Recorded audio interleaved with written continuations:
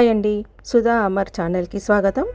ఈరోజు నేను చేయబోయే రెసిపీ సుక్కకూర చికెన్ అండి. ఇది చాలా టేస్టీగా ఉంటుందండి. కాస్త పుల్ల పుల్లగా అద్భుతంగా ఉంటుందండి. నేను చేసే విధానాన్ని బట్టి మీరు కూడా చేసుకోండి. కమ్మగా ఉంటుందండి చికెన్ కర్రీ. ఒక్కసారి ట్రై చేయండి. ఇలా ఈ కర్రీని నేను చాలా సింపుల్గా ఈజీగా చేసి చూపిస్తానండి మీకు. చుక్కకూర చికెన్కు కావలసిన పదార్థాలు: ఒక కట్ట చుక్కకూరనండి, పావు కేజీ చికెన్ అండి, కారం, ఉప్పు, పసుపు, అల్లం వెల్లిపాయ పేస్టు, గరం మసాలా, కొంచెం చిటికెడంతా జీలకర్ర పౌడరు, ధనియాల పౌడరు, లాస్ట్కి కొత్తిమీరాకు. ఒక కట్ట తీసుకున్నానండి నేను చుక్కకూరను.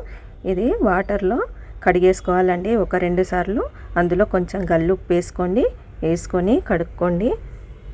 ఇలా కట్ చేసుకొని పక్కకు పెట్టుకోండి. ఇప్పుడు స్టవ్ పైన ఒక కడాయి పెట్టుకొని అందులో 3 టేబుల్ స్పూన్ల నూనె వేసుకున్నాను.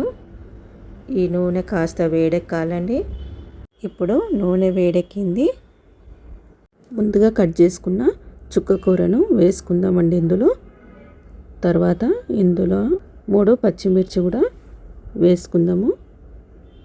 ఒక టమాటా తీసుకుందాము. ఇది రెడ్గా ఉండాలండి.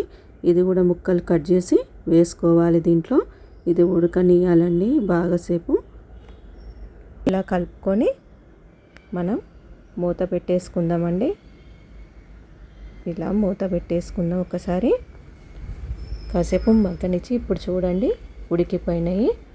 వీటిని మనం చల్లగా అయినాక మిక్సీ జార్లో మెత్తగా మిక్సీ పట్టి పెట్టుకోవాలండి. ఇప్పుడు మగ్గిపోయినాయండి. స్టవ్ ఆఫ్ చేసి ఇది పక్కన పెట్టుకుందామండి, చల్లబడిపోతుంది. ఇప్పుడు ఇది చల్లబడిపోయిందండి. ఇప్పుడు మనం మిక్సీ జార్లోకి తీసేసుకుంటున్నా చూడండి. ఇది మెత్తగా మిక్సీ పట్టి పెట్టుకుందామండి. అదే కడాయిలో మనం ఒక 3 స్పూన్ల వరకు నూనె వేసుకుందామండి. ముందుగా కట్ చేసుకున్న ఉల్లిపాయ, పచ్చిమిర్చి వేసుకొని వేయించుకుంటున్నానండి.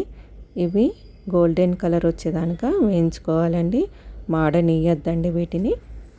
ఇవి వేగినాక ఈ కర్రీ చపాతీలోకైనా అన్నంలోకైనా చాలా బాగా ఉంటుందండి. చాలా టేస్టీగా ఉంటుంది. ఇప్పుడు ఒక స్పూను అల్లం వెల్లిపాయ పేస్టు వేసుకుందాము. ఇది ముందుగానే నేను పట్టి పెట్టుకున్నాను. ఇదిలో వేసుకొని కాసేపు కలుపుకోవాలి.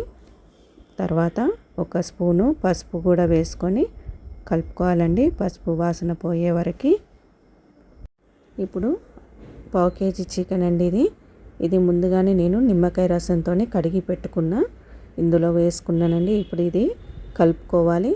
మనకు పసుపు, అల్లం వెల్లిపాయ పేస్టు ఈ ముక్కకు పట్టే వరకు మంచిగా మగ్గించుకోవాలండి. కాసేపు ఇలా కలుపుకుంటూ ఉండాలి. ఇలా మగ్గిందండి. ఇప్పుడు మనం దీంట్లోకి సగం స్పూను ఉప్పు వేసుకున్నానండి.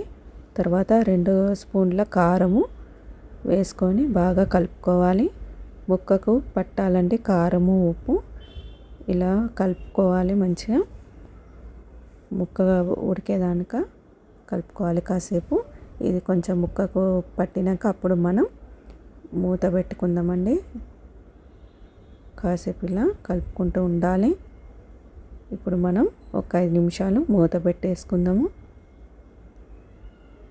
ఇది చూడండి ఇప్పుడు ఇలా నూనె అంతా పైకి రావాలి. ఇప్పుడు మళ్ళీ ఒకసారి ఇలా కలుపుకొని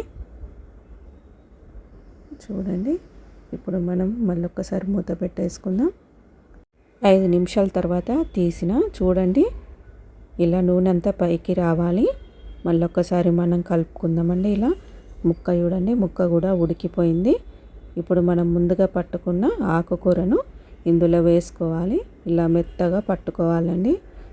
ఇప్పుడు ఇదంతా దీంట్లోకి వేసుకొని మనం ఒక 2-3 సార్లు కలుపుకోవాలి. కర్రీ గోంగూర ఆకు కంటే బాగుంటుందండి. మనం గోంగూర చికెన్ వండుకుంటాం కదా, దానికంటే బాగుంటుందండి ఇది. ఇలా ఒక్కసారి ట్రై చేయండి మీరు కూడా. పిల్లల నుండి పెద్దల వరకు చాలా ఇష్టపడి తింటారండి ఈ కర్రీ. ముక్క కూడా పుల్లగా ఉంటుందండి తింటుంటే. ఇప్పుడు కొంచెం కొత్తిమీర చల్లుకుందాం. తర్వాత ఒకసారి కలుపుకొని ఒక చిన్న స్పూన్లో సగం జీలకర్ర పౌడర్ అండి, ఇది జీలకర్ర పౌడర్ వేస్తున్నాను. తర్వాత అదే చిన్న స్పూన్లో సగం మసాలా పౌడర్ అండి, గరం మసాలా, అది కూడా వేసుకున్నాను. ఇలా కలుపుకోవాలండి. మళ్ళీ ఒక్కసారి కలుపుకున్నాక ధనియాల పౌడర్ వేసుకుందాము. ఇది అయిపోయిందండి ఈ డిష్. చాలా టేస్టీగా ఉంటుందండి ఇది. ఒకసారి మూత పెట్టేసుకుందామండి. ఒక 2 నిమిషాలు అలా మూత పెట్టేసుకొని చూడండి ఎట్లయిందో. కలర్ఫుల్గా వచ్చిందండి కర్రీ మాత్రం. ఇప్పుడు పైనుండి ఒక స్పూను ధనియాల పౌడర్ చల్లుకుందామండి. ఈ పులుపు అనేది ముక్కకు పడితే చాలా టేస్టీగా ఉంటుందండి. ఇప్పుడు నేను ఒక 6 ఎల్లిపాయలను వేసుకుంటున్నానండి. చాలా టేస్ట్గా ఉంటుందండి ఇవి. మీరు తినేదాన్ని బట్టి వేసుకోండి. ఇలా తింటుంటే ఆ పులుపు అనేది ఈ ఎల్లిపాయలకు పడుతుందండి. చాలా టేస్టీగా ఉంటుంది. ఎల్లిపాయలు కూడా ఇలా వేసుకొని తిని చూడండి మీరు కూడా. ఇప్పుడు అయిపోయిందండి. మళ్ళీ ఒక్కసారి మూత పెట్టి తీసి ఇప్పుడు ధనియాల పౌడరు వేసుకుందామండి. ఒక స్పూను వేసుకొని కలుపుకొని దింపుకుందామండి. ఇక ముక్క కూడా ఉడికిపోయిందండి. ఇప్పుడు చాలా టేస్టీగా ఉంటుందండి కూర. చూడండి ధనియాల పౌడర్ చల్లుకున్న. ఇక ఇప్పుడు పైనుండి కొత్తిమీరకు చల్లుకొని దింపేసుకుందాం. నా ఛానల్ని కొత్తగా చూస్తున్నవారైతే సబ్స్క్రైబ్ చేసుకొని లైక్ చేయండి, షేర్ చేయండి. ఇంకో వీడియోతో మీ ముందుకు వస్తానండి. Thank you.